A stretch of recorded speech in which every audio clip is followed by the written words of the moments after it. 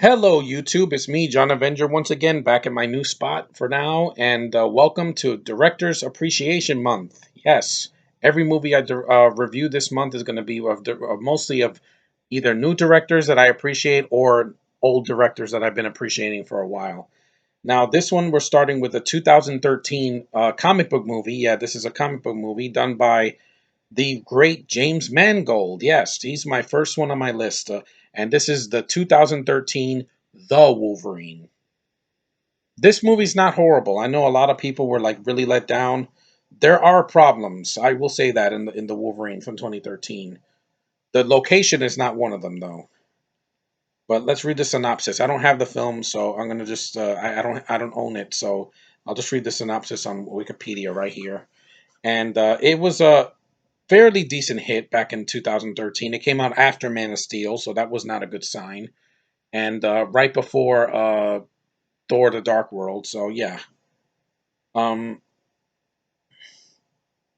it says, yeah, following the events of The Last Stand, which was a mistake, Logan travels to Japan where he engages an old acquaintance in a struggle that has lasting consequences. Yeah, basically he starts losing he's stripped of his healing powers, which is bad because if he gets shot or cut or stabbed or even punched really hard, he starts to bleed. He's not immortal. And Wolverine must battle deadly samurai while struggling with guilt over Jean's death. But again, it means nothing because in Days of Future Past, Jean is brought back.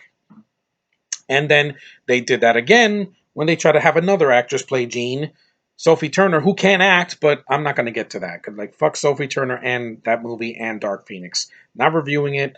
I'm done with these Brits. I said it.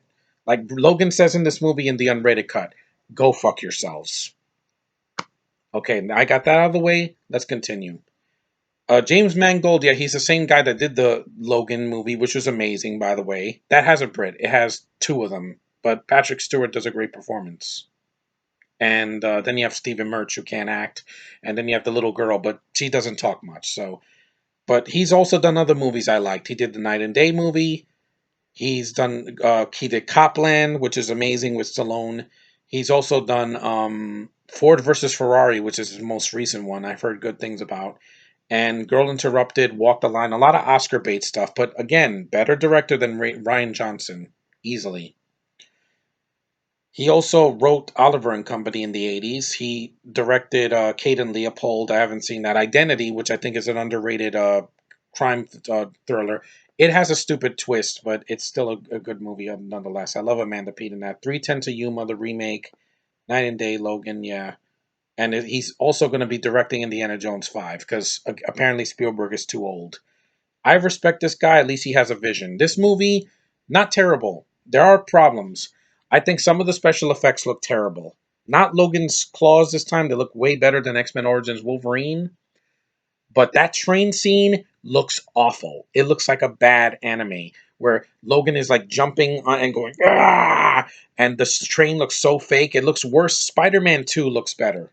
And I'm not going to, hold back. I know I seem angry, but I'm not angry at this film. Just like I just saw the recent episode of Stargirl and didn't like it. It was the worst so far. But this movie, like I said, the action sequences are well shot. The scenes in Japan look amazing.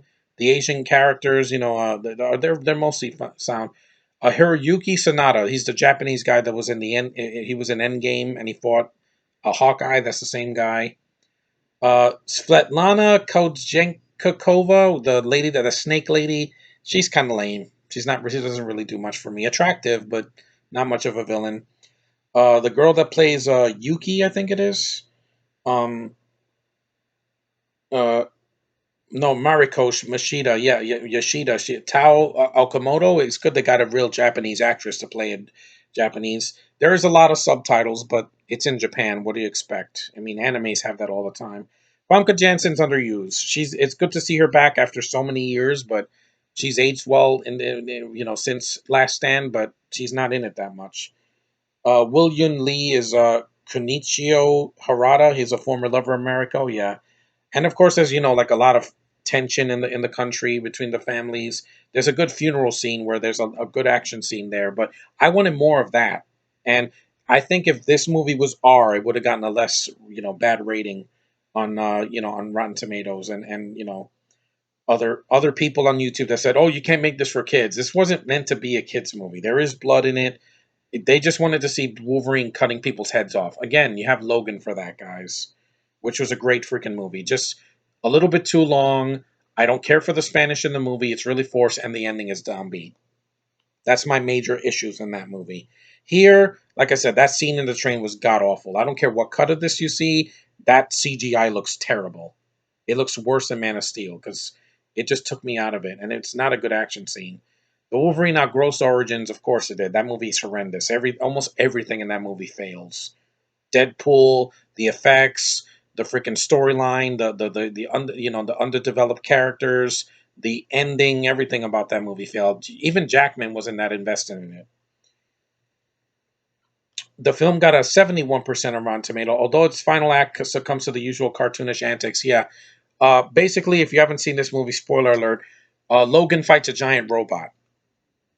It's basically the ending of the 2014 Ninja Turtles movie. Yeah, he fights a giant CGI robot, and it's his mentor, some old Japanese guy that was dying, who had to be in this suit so he could stay alive and stay young. And I'm like, it's dumb. Yeah, that's really dumb. But other than that, the rest of the movie has its moments. It's not horrible. Some people said this is horrible. Really? Oh, it's boring. Well, it's a comic book movie, guys. It's gonna have a lot of action and also some downtime for talking and character development. The Wolverine is a one superhero movie that manages to stay true to its comics while keeping casual viewers entertained. It entertained me. There were some moments I laughed and I smiled. I mean, in Japan, not China, so it was at least someplace different. It could have been better. Yes, it could have been. I know, but Mangold can only do so much. Fox didn't want an R rating because at that time, putting an R rating on a comic book movie would mean it flopped.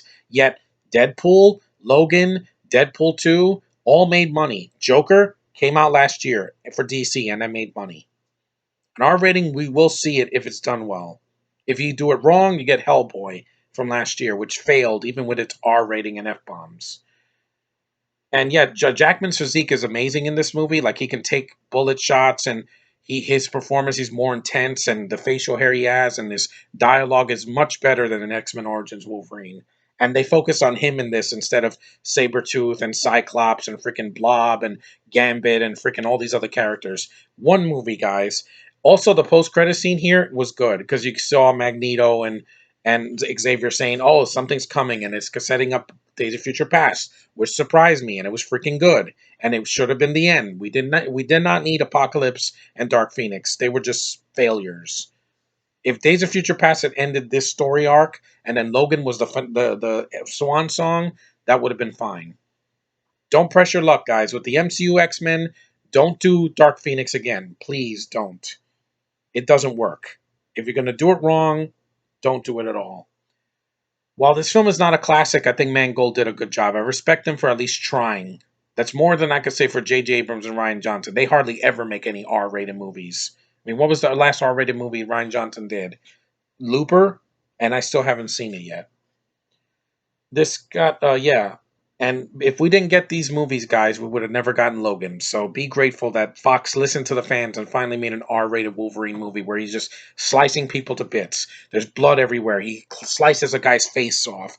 That was awesome. We weren't going to get that in a PG-13. And besides, Fox is dead now. So be grateful that Disney bought him out. So now they'll never interfere again. And like I said, the storyline was interesting. Uh, Who else is in the movie? Patrick Stewart and Ian McKellen. Yeah, they're in a surprise cameo at the end. I prefer them over Michael Fassbender and James McAvoy. I never bought them as Magneto and Xavier. I just didn't. They sounded more like Star Wars characters and X Men characters. You just can't recreate something that was done better. It's just I've said that time and time again. Also, Logan has a flashback. He has several of them where he's in Nagasaki and he helps Ichiro Yoshida, who was the villain at the end. And then he's in present day, and he's a hermit in Yukon. Yeah, he's tormented by hallucinations of Gene and Yukio, a mutant with the ability to foresee people's deaths on behalf of Ichiro. Yukio was played by another actress in Deadpool 2, but it didn't bother me. She's Asian. What they did wrong was they made her and the Negasonic teen from the first Deadpool gay. But hey, whatever. Marvel and DC are going to do that. They're going to always find a way to pander. But whatever. Not in this movie. This movie, there's none of that because it just bothers me. It takes me out of my experience. Yeah, Yukio and by the way, Logan and Yukio, they have a decent rapport with each other. At least they see each other more than one scene. And and Logan is not completely pussified in this movie. And I think the film is kind of it was overlooked. Like compared to some of the comic book movies we got this year in 2013, it's way better. I like it better than Man of Steel because it's not somber and there's some color in it. It's not as overblown as Iron Man 3. It doesn't have lame ass villains like in that movie. And unlike Thor: The Dark World, the villain here is used more, and he's not a joke. I'll give it that. Not a great movie, but it's a lot better than I could have. It would have been. It should have been way worse. That's the thing. People were expecting this to be amazing, and I'm like, it's decent. It's above average, which is better than having a shitty movie like Origins Wolverine. But that's all I can say about it. Originally, Darren Aronofsky was going to direct this film. That would have been awesome, but it was delayed because of his departure and a tsunami that hit. But it still got made. So, and like I said, the budget was 132 million dollars and made 400 million. Not a great haul, but it's still better than nothing. Basically, what Godzilla did last year, Godzilla King of the Monsters. In the U.S., it made the 132 million, and in overseas 282. Because again, you have Asians in the film, and you appeal to them, they usually go into the theater. But now that's going to change a lot. But anyway, that's my review of the Wolverine, the 2013 movie. It's flawed. It has some bad CG, and that train scene is freaking terrible. There's some things that don't make any sense. And I wish it had a more of a sense of humor, but I'm like, because it's in Japan, everything is going to be dead serious mostly. But there were moments that I really liked. That's more than I could say for Origins Wolverine, which is terrible from beginning to end. The opening was interesting, but then the rest of it just plummets after the opening credits. Yeah, I could see a lot worse. This isn't like Batman and Robin. That's way worse. Or Catwoman. Or Superman 4. Or any other Marvel movies. Like, this is not Fan Snore Stick. That put me to sleep. That was boring. This wasn't boring, at least. There's some slow spots, but it works for what it is. And if you want to see it, it's worth a watch. At least once. I saw it on cable. I don't regret it. So, anyway, guys, thanks for watching my first review of June. And I'll see you in the next one.